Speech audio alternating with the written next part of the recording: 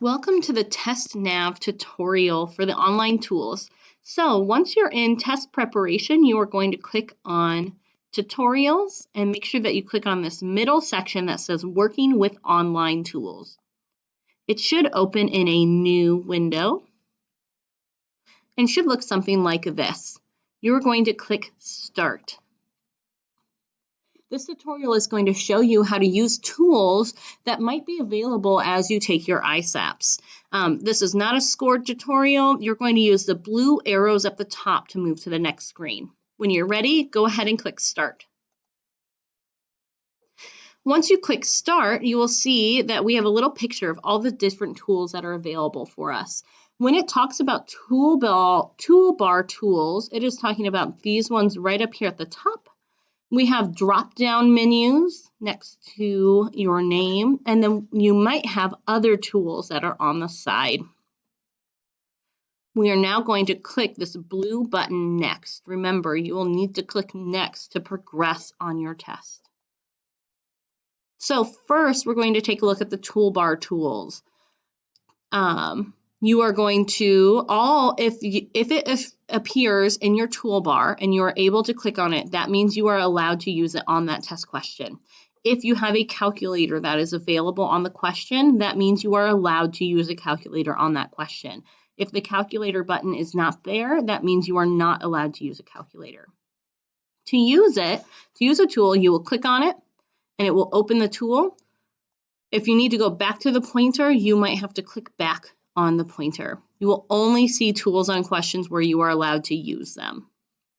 We are again going to go up and click on our blue arrow to progress to the next question. First, let's look at the pointer tool. This is your default tool. It's your mouse. You will use this to select an answer. You can use it to drag your answer choices to the correct spot. Some of your answers you're going to have to put in a particular order. You can use it to mark objects. You can also use it to turn other tools on and off. Highlighter.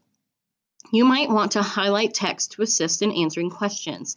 To highlight words, you must have the pointer tool selected, which is your regular mouse. You are going to drag over the words that you want to highlight. And you will see when I started to drag that, these little boxes popped up. You have a blue highlighter, you have a pink highlighter, and then you also have the option to unhighlight something. So if I have something highlighted blue, I can then click this white box with the red line to unhighlight.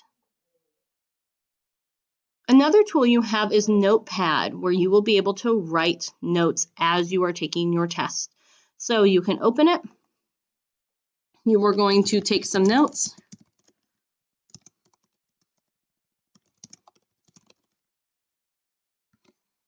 And then to close the Notepad, you will click outside, or you will click on the Notepad button and it will close. You could also use the X to close it. You will see that it saves automatically. You do not need to click any button. It just saves automatically. If you return, this is where it might be useful to use the Notepad. If you return to the question later, you can see your notes again by selecting the Notepad button. So if you are leaving a question because you're not sure what the answer is, you're going to come back to it later, you might want to write some notes about what you were thinking,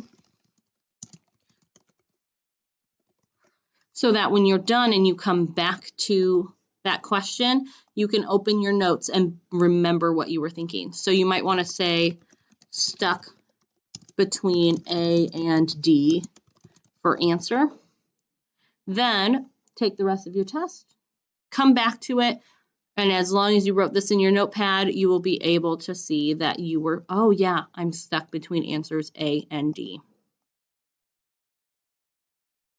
Remember to close the Notepad tool. You'll just re-click the button or click on the X. Next, sometimes you will have an answer eliminator tool. You can use this tool to place red X's over answer choices that you think are incorrect. This is helpful in eliminating answers.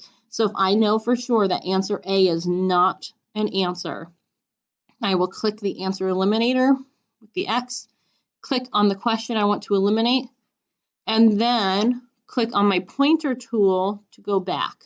Remember that if you have the answer eliminator selected, you want to make it's going to X out anything you click on. So when you're ready to select your answer, you will need to go back to the pointer tool to be able to select your answer.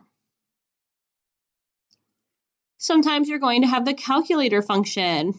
You can use this on some of your math questions. Remember, any question where you are eligible to use a calculator, it will be there for you.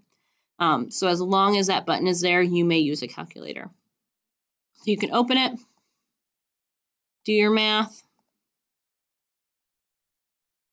This A and S is answers. It also automatically puts the answer in here too, but you can click that answer button. And then you can close your calculator. You can either click the button at the top or click the X.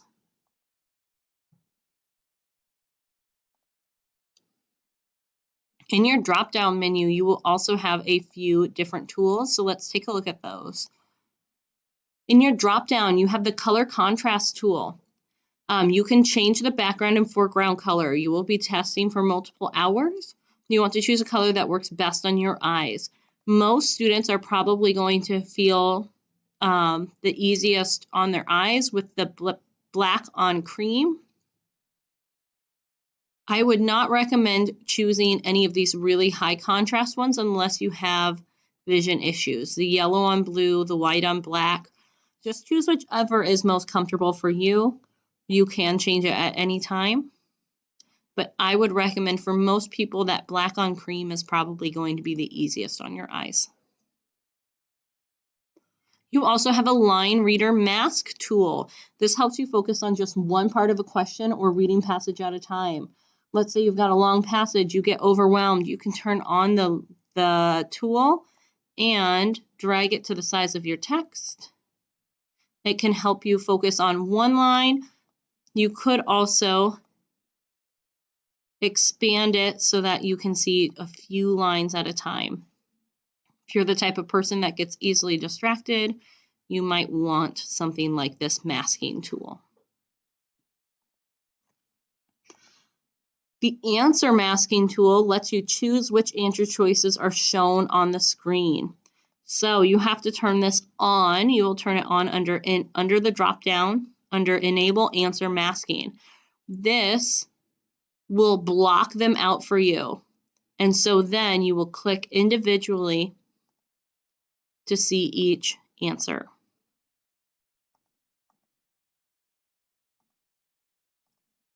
That's useful if you get overwhelmed. It's also an alternative to maybe the answer eliminator. Maybe you're going to use it to eliminate a few. You say, maybe I'm stuck between these two. I'm going to leave it like this, come back to it later.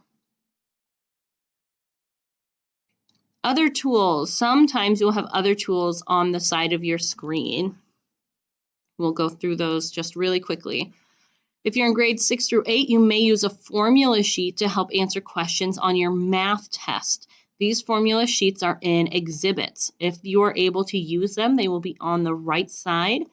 You will click it open and it will have your formula sheet. So if you are finding area of a circle and you are allowed to have the formula, you can open your exhibit and here it tells you the formula for a circle. That the formula for area of a circle is 2 times pi times the radius. It also tells you what those symbols stand for as well.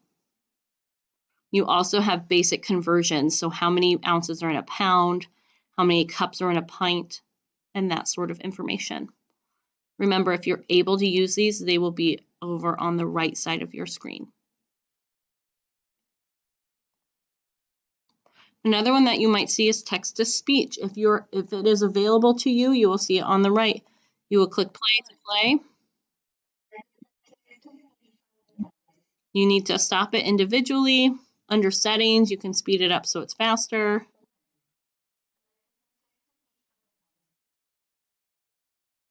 You can toggle click to hear, which means you can click and hear certain parts of it.